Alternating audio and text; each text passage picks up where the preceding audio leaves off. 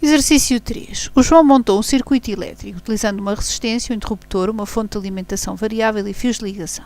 Foi variando a diferença de potencial fornecida ao circuito elétrico e, com um multímetro, foi registando os valores que se encontram na tabela abaixo. Quando acabou a aula, ainda lhe faltavam alguns. Ajuda-o a completar a tabela recorrendo à lei de Ohm. Ora, a lei de Ohm diz-nos que a diferença de potencial é igual à resistência vezes a intensidade da corrente.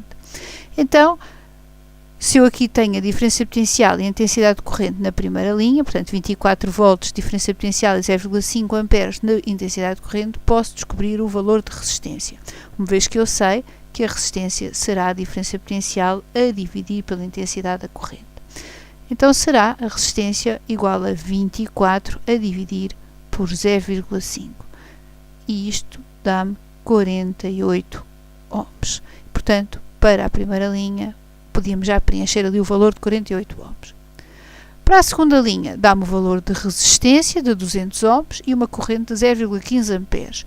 Pretende-se descobrir qual a diferença potencial. Então, a diferença potencial, que é a resistência vezes a corrente, a intensidade de corrente, será dada por 200 vezes 0,15. Então, a diferença potencial, utilizando aqui a calculadora, 200 vezes 0,15. E isto dá 30 volts. Portanto, para a segunda linha, temos 30 volts. Para a terceira linha, temos a resistência de 120 ohms e a diferença potencial de 12 volts.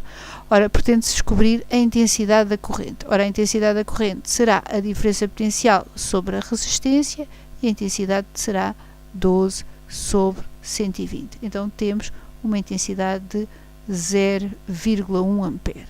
Portanto, completávamos aqui com 0,1 ampere e tínhamos o exercício resolvido.